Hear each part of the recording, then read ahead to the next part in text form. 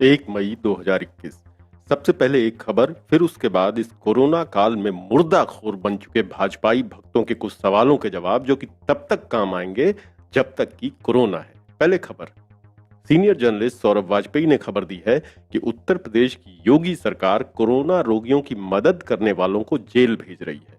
मामला मोदी के संसदीय क्षेत्र बनारस से सटे जौनपुर का है, जहां के विक्की अग्रहरी प्राइवेट एम्बुलेंस चलवाते हैं।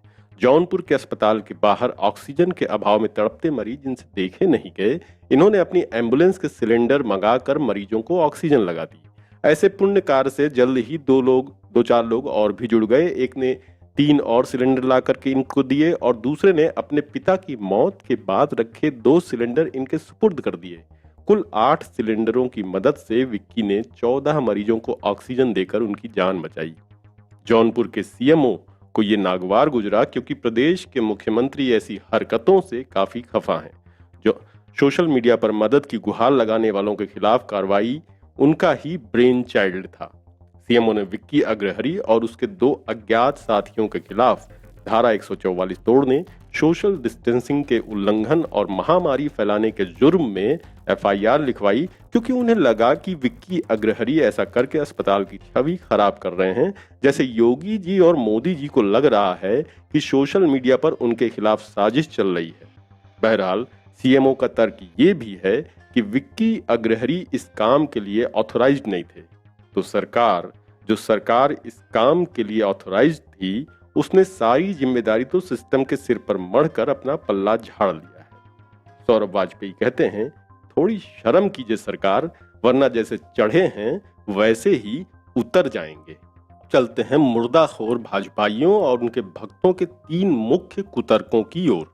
अगर भाजपा सरकार को कोविड की दूसरी लहर के बारे में पता नहीं था, तब ये लाखों को इकट्ठा करके रैली कर रही थी, या संक्रमण के प्रकोप को जानते हुए भी ये रैली कर रही थी, दोनों ही सूरतें बड़ी सरकारी नाकामी की मिसाल हैं।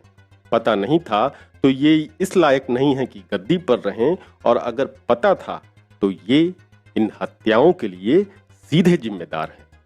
फिल्म 1.5 इश्किया की स्क्रिप्ट लिखने वाले दाराब फारूकी कहते हैं कि इनके ऐसे कुतर्कों से इस बार चुप मत होना।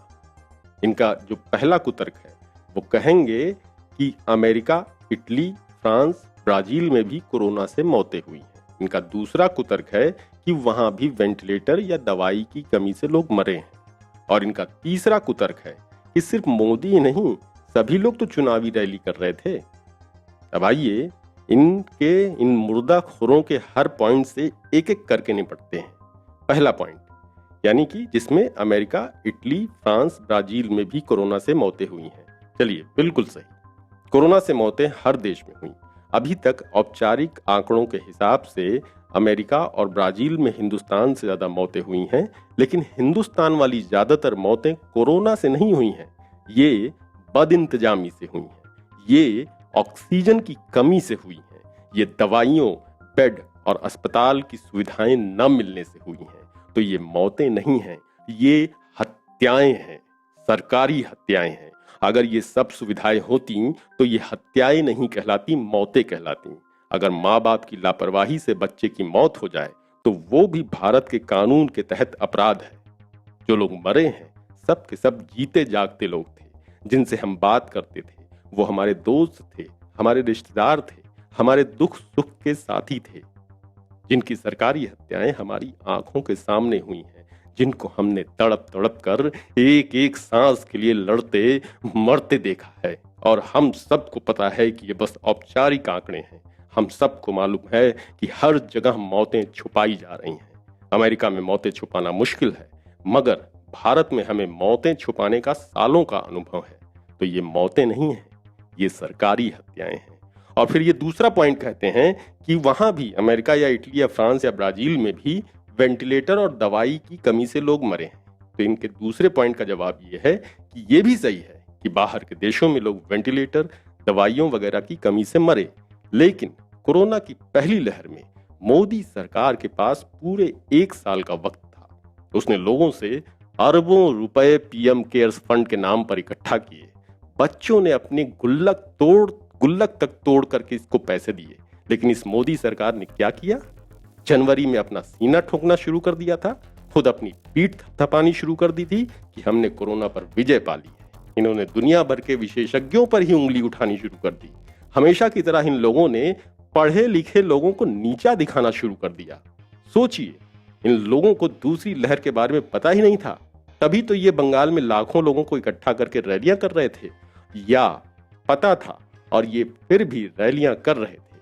दोनों ही सूरतें बहुत बड़ी सरकारी नाकामी की मिसाल है। पता नहीं था तो ये इस लायक नहीं है कि अब ये इस गद्दी पर बैठे, और अगर पता था तो ये इन हत्याओं के सीधे सीधे जिम्मेदार हैं। हद तो ये भी है कि इन्होंने किसी गली के गुंडे की तरह टीकों को भी अपने कब्जे में ले लिया। राज्यों की सरकारें इनसे टीकों की भीख मांग रही थीं। आज भी भारत की 2% जनता का भी पूरी तरह से वैक्सीनेशन नहीं हुआ है। ये ऑक्सीजन प्लांट बना सकते थे, ये दवाइयों का इंतजाम कर सकते थे, ये राज्य सरकारों की बेड बढ़ाने में मदद कर सकते थे, क्योंकि पीएम केयर्स का अरबों रुपया इनके पास था। लेकिन इन्होंने नहीं किया। 1 साल से ये उस पैसे पर नाग बन के बैठे हैं। तो ये मौतें आम मौतें नहीं हैं, ये हत्याएं हैं। और दारा फारूकी कहते हैं कि उनके हिसाब से मोदी सरकार पर आईपीसी के तहत आपराधिक लापरवाही का मुकदमा चलना चाहिए। मोदी को इन हत्याओं की सजा मिलनी चाहिए। भाजपाई मुर्दाखोरों का तीसरा तर्क ये है कि मोदी ही नहीं, सभी लोग चुनावी रैलियां कर रहे थे। चलिए इसका भी जवाब दे देते हैं कि ये भी सही है कि चुनावी रैलियां सब ने की, लेकिन एक फर्क है, सरकारी तंत्र किसके पास है। आपको पता है भारतीय सरकार कितना विशाल जीव है। किसी ऑक्टोपस की तरह इसकी पहुंच आपके जीवन के हर क्षेत्र में है। आप क्या खाते हैं, कितना कमाते हैं, क्या देखते हैं, क्या बेचते हैं, इसको सब पता है। और आप मुझे कह रहे हैं कि इनको कोरोना की दूसरी लहर के बारे में पता नहीं था। या तो आप मासूम बन रहे हैं या फिर मासूम बनकर इन कोरोना हत्याओं को ढकने की कोशिश कर रहे हैं। इसे सब पता था, लेकिन इसे बंगाल जीतना था। इसे बंगाल में सैकड़ों रैलियां करनी थी। इसीलिए इसने बंगाल जैसे राज्य, जहां 1 चरण में मतदान हो सकता था, वहां 8 चरण में मतदान करवाए। इसे हर क्षेत्र में वक्त चाहिए था। हर क्षेत्र में इसको रैलियां जो करनी थी, इसे हर क्षेत्र में जाकर प्रोपेगेंडा जो करना था, इसके मुंह खून लगा है। इसे चुनाव जीतने की हवस है, चाहे लोग जिएं या मरें। आप कहेंगे कि चुनाव जीतना हर पार्टी का मकसद है।